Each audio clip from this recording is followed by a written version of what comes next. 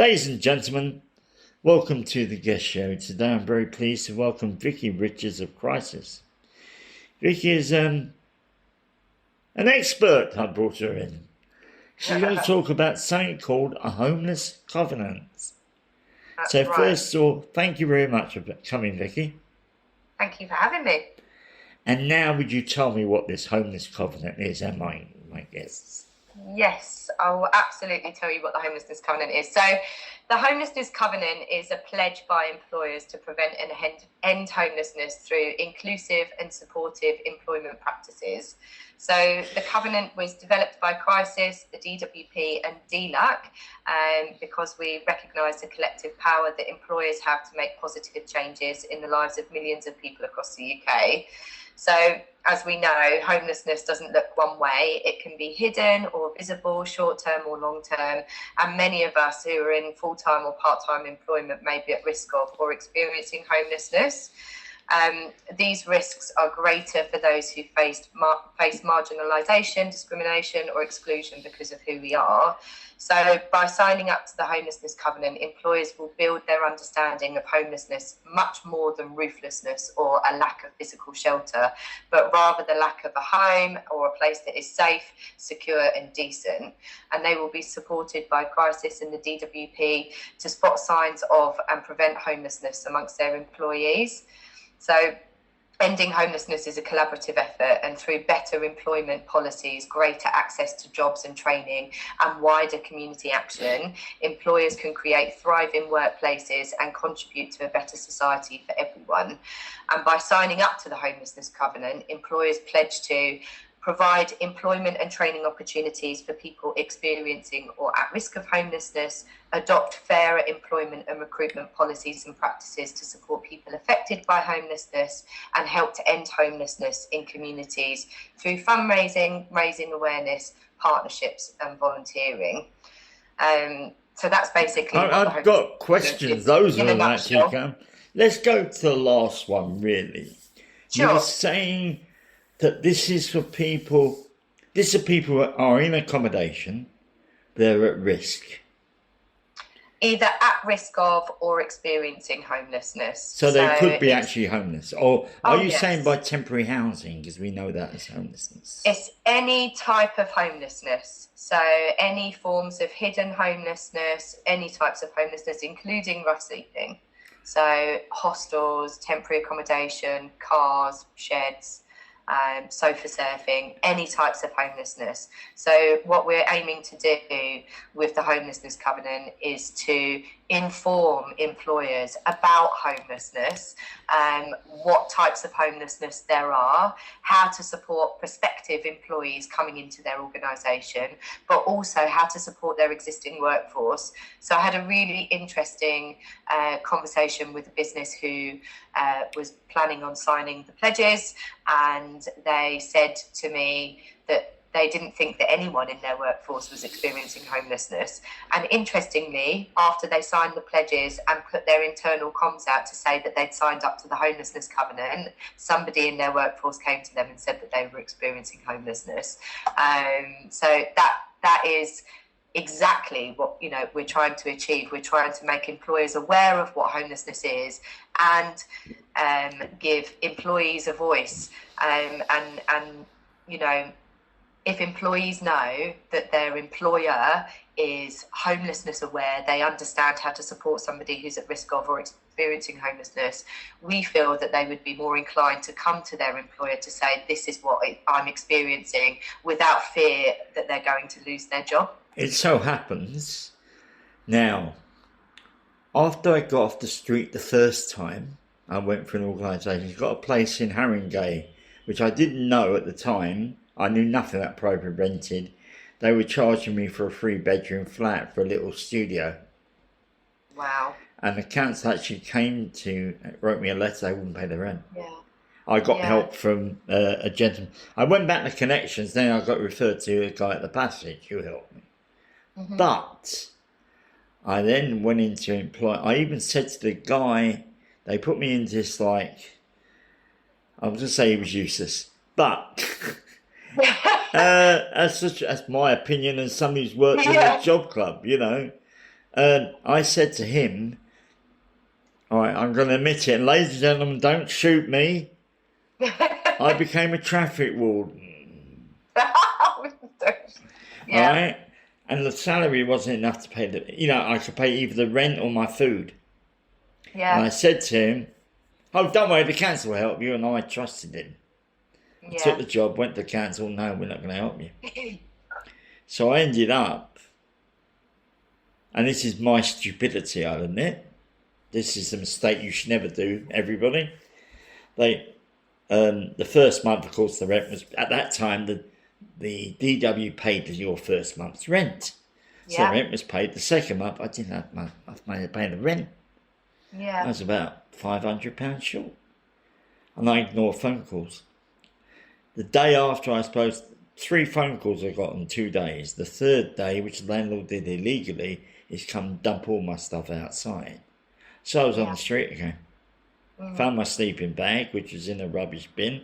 Found my rucksack. And I didn't tell my employer. Because of fear. Yeah. Of course. Fear. And that's the thing, I think, when you're talking about this, it's quite interesting. You said it all right. But there's still going to be people who... they'll be ostracised because of that label. Yeah, I have no problem when I used to go around and talk to organisations that I'm an ex-rough sleeper. Yeah. And when I came off the street, to me, homelessness was only the rough sleepers. Yeah. I've learnt since I was wrong. That's what a lot of people think, that homelessness is just rough sleeping. They're not thinking about all the other types of homelessness that people are experiencing. And that's what we want to support employers to understand. Is that there are many types of homelessness, and there are ways to support people in those situations. So we want to be able to support employers through the homelessness covenant to have more of an understanding of what homelessness is. So you're saying to make the employers more aware of these issues. How do you do this? Absolutely. So we're about to launch a best practice guide for employers, and the best practice guide for employers was really designed by Crisis and an organisation called Action with Impact, who we collaborated with. And the idea behind the guide is to help employers support their existing workforce and prospective employees. So the best practice guide has got 5 different sections in it. So section 1 is to provide decent and fair work to prevent homelessness. Section 2 is to enable inclusive employment and pathways to work.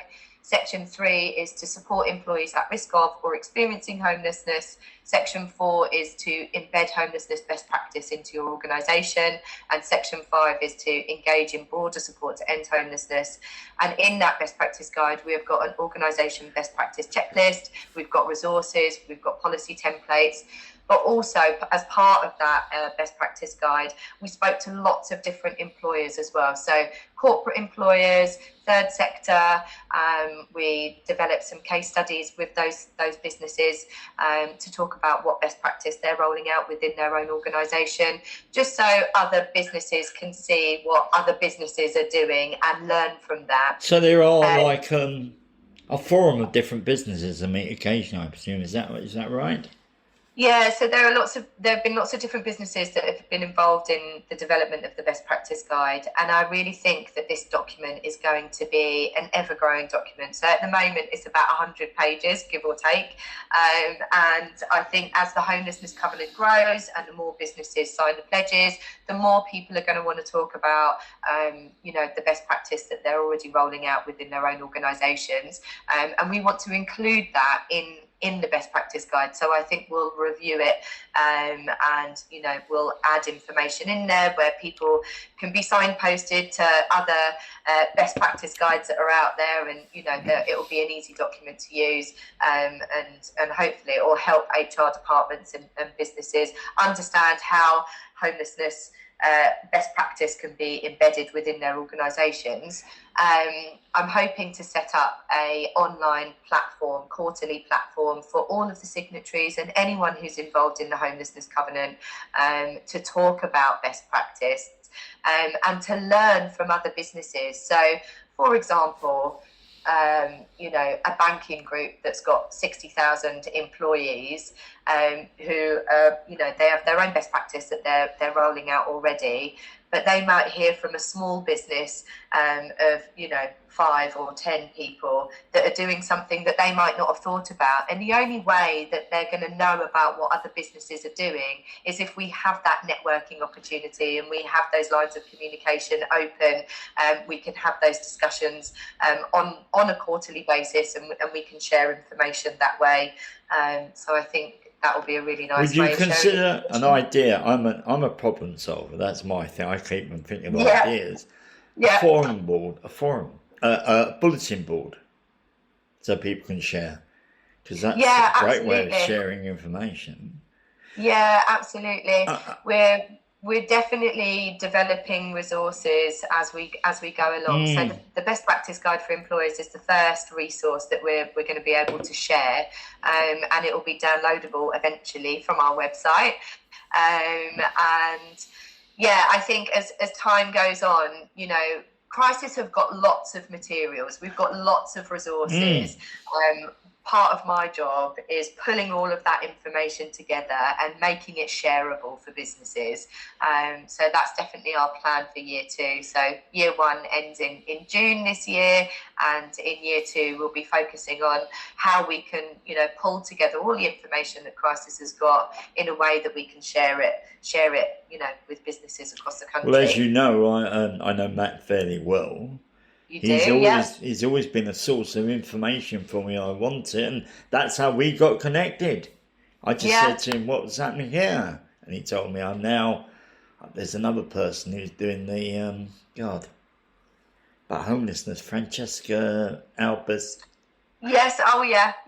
I've got to contact her. I keep on saying I'm going to do it, and then I find something else happens, which is the problem being a one-man band. But I'm going to still harp on about one thing that is what I'm aware of: the fear of not the employers, because some employers might think they're very approachable and they're not. They're not. Yeah, absolutely. Okay. So how do you say to an employer, have you thought about considering this? I presume it's the human resources department that be dealing with it.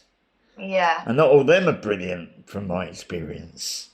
So, No, you're absolutely right. So we're working with obviously experts by experience on the homelessness covenant as well. So we want to hear from people who have got lived experience in these types of situations.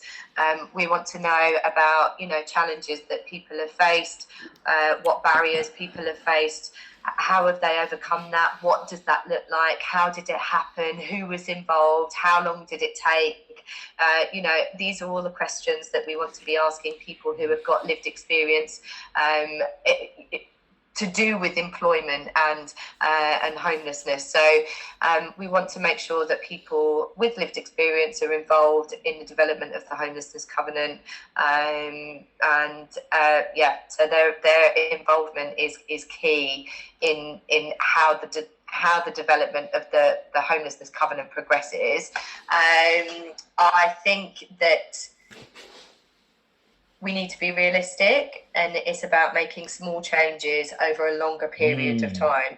We're not going to change people's mindsets overnight. We're not going to change employers' mindsets overnight, and we're not going to be able to change their policies and practices overnight. The only way that we can change people's mindsets is by telling them what the barriers are, by telling them what the challenges are, and supporting them with creating solutions. And we want to make sure that the voices of people with lived experience is heard throughout the whole journey. But I really think it's key to remember that it's small steps. We're taking small steps, making small changes, and the more smaller changes we make, the bigger the impact will be. I'm going to talk about another area of the homeless sector. Sure. I'm not going to talk about the Palestinian Front, who the government are supporting. I'm talking about people who can't speak English well, who want employment. Okay. And there is this barrier, I think. And I personally believe it is propagated by the government that, these people are undesirables. So have you had any of these employers say, yeah, we take everybody, but that sort of thing? Yeah, so language is definitely a barrier that comes up often, and I don't think there is a quick fix solution for it. It's about creating more resources. How can we support people to learn specific language to do with jobs that they're applying for, because health and safety is a risk if somebody doesn't speak enough of the language that they require, and there's a health and safety risk that can obviously cause problems. So I don't think that there is a quick solution for this, and it's about implementing more resources to support people with the language that they need. It's only language, it's jargon as well. I'm totally against jargon, but I know in certain areas of my field, when I'm writing up a document for people, I fall into jargon. Yeah. And I have to. You might have heard me several times in the podcast. Somebody said something. I explain what it is. Yeah. Because we assume that people understand it, and the other thing, the way people use language, is nobody understands the same word the same way. Yeah, absolutely. And the thing is as well, jargon and language changes from, down here in Hastings to up in Scotland. People speak differently, use different words for different things. So it's much more complicated than just learning English. I think I've got to tell you an aside when you said that. My first 10 years of my working career was in the travel business. And I worked for one company. I had to go to our office in Aberdeen to check, because they weren't supposed to air tickets. They did. So I had to go up there, pick up air tickets, make sure they were okay. I spent 4 days there. Yeah. And I remember going into a baker's, and there was these 2 women. They were speaking English, but don't ask me what they said. And I think this is what you said. Different words are used in different areas. Yeah. Oh, yeah. Yeah. So let me ask you this question. It might be a difficult one. Your starter for 10. Have you ever had any employer actually say, no, I don't need to do this? Interestingly, we have had an employer come back to us and say that they're not going to sign the pledges at this moment in time. And the reasons behind that was because of other initiatives that they've put their resources into at the moment. It wasn't a flat out, no, we're not going to sign the pledges, but it was, we're not signing the pledges at this time because of X, Y, Z. But that's the only one. Since we launched the project in September last year, we've had over 160 businesses get in touch. So it's been really great. And those 160 businesses have been lots of different sectors, construction, healthcare, tech, IT, retail, hospitality, care, all of those sectors. But also third sector, public sector. We've had local authorities that have got in touch with us. So it's been a real wide range of businesses getting in touch, saying that they want to be involved. They want to find out more information about what we're doing and how they can sign the pledges, which is great. So I think one business out of 160 so far is not too bad. We're doing all right. What about area specific? Is there any certain area that seems to be more interesting than another area? Of the country, I'm saying, Yeah, that's a very good question. I don't think I've got an exact answer for you, actually. I haven't taken too much notice as of yet for the different areas. There have been businesses that have been national businesses, so they operate out of lots of different areas across the country. But there are some smaller businesses who have been in touch as well. But what I can say is that, you know, I've had conversations with people in Brighton, and I've had conversations with people in Scotland and many places in between. So yeah, it's definitely, the word is reaching out across the country. I also had a conversation with somebody from the French government. So somebody from France reached out to Matt, and Matt put them in touch with me. So the word about the Homelessness Covenant is getting out there. Well, it could be national. These sort of things are, I told you, some of the projects I'm looking into now. And these are national, these are international projects. Yeah, that's right. Well, Action with Impact, interestingly, who supported us with building the best practice guide for employers, have got contacts in Australia, and I'm hoping to start having some conversations with some of her partnerships in Australia about the best practice guide, because when I was talking to them on the project about the best practice guide, she was explaining that there aren't many conversations in Australia happening about homelessness and best practice and what employers are doing to support people. So you never know. The Homelessness Covenant could be, you know, global I'm going at one point. Share you with something. Actually, you've probably heard by now, you've heard Andrew McClay. I call the homeless photographer. He works for a food charity. Yeah. He was born in Australia. He came here and became homeless. But I always remember, ladies and gentlemen know this, in London, there's a place called Lincoln's Inn, which is well known for the handouts. That's why I knew about it as soon as I got in the street. And I went there, there's this big bloke putting his rucksack to one side. I'm a small bloke. And it turns out he's from Australia. Oh, interesting. But it so happened he hadn't been born there. What he said was he did a crime. Because he hadn't been born there, they deported him. But I think this sort of like initiative does deserve world. You get Donald Trump to promote you. Yeah, good luck with that. Oh, that'd be a miracle. Yeah, I say lots of things about. I can't say. As some of my listeners do, I do talk about the political parties. Yes. But I'm trying to think what this is. You've really been quite expansive. I'm going to ask you. Can you send me a link to this booklet? Of course. We're actually launching the Best Practice Guide on the 26th of March, so you're more than welcome to come along to the launch. I'll send you the link for that. The guide hasn't officially been signed off yet. We're still waiting for it to have the final tweaks made. But as soon as it's done, I'll well, that's in London Skylight, is it? Yeah, it's an online document, so we're just waiting for our okay. Yeah. And also send me a link to this organisation you're dealing with. I'm trying to get things. I'm now talking to somebody at the Centre for Homeless Impact. Yeah. About that. So it's always good to know about these organisations. Yeah, absolutely. I think really you're probably one of the best. Oh, because there aren't many questions I have. You've answered my main worry is, I said before, is the fear of people speaking out. Even though an employer might say you're open. Yeah.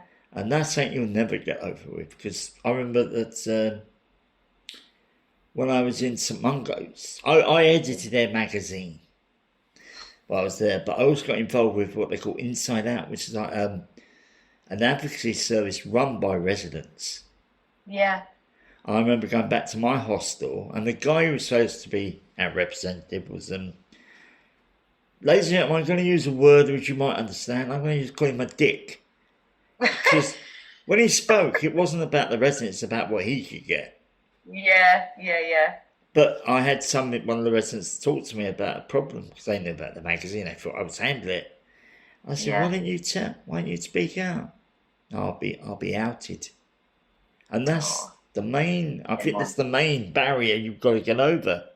Yeah, no matter how an employer says they're open.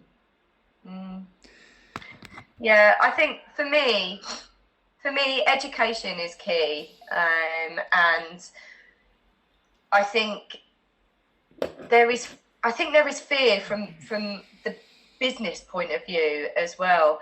how do I support somebody? What do I do? What does that look like? You know, what can we do as an organisation?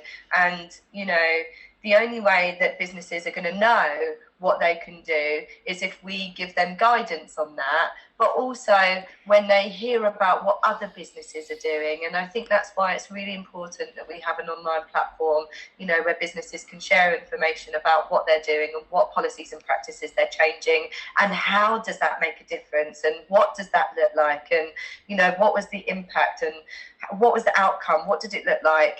And you know, so I think for me, learning, education, sharing information, showcasing what has been done in other organisations, and other organisations can learn from that, and they can create their own ideas as well. So, you know, one business over here might do X, Y, Z, and that would spark off another idea for another organisation. Okay, well, they do it like this, so how could we do something similar? We're not quite as big as that organisation, but maybe we could do something on a smaller scale. You know, and it's about that idea sharing and learning, and, you know, just information. And yeah, I think the more businesses are aware of homelessness and what homelessness looks like, the easier it will be for them to think of solutions, you know, on how not only their existing workforce, but also, you know, new people who are coming to work for them as well. Well, it is. When I was on the street, okay, one of my habits, and ladies and gentlemen, don't tell everybody about this, I like a bet. I was a betting shop manager before I became homeless. Oh, yeah. So yeah. I got friendly. There's a big Ladbrokes near Lincoln's Inn. I got friendly with the manager because I could. It's now computerised. I knew all about the actual business of being. It's no longer called bookmakers. They're customer sales.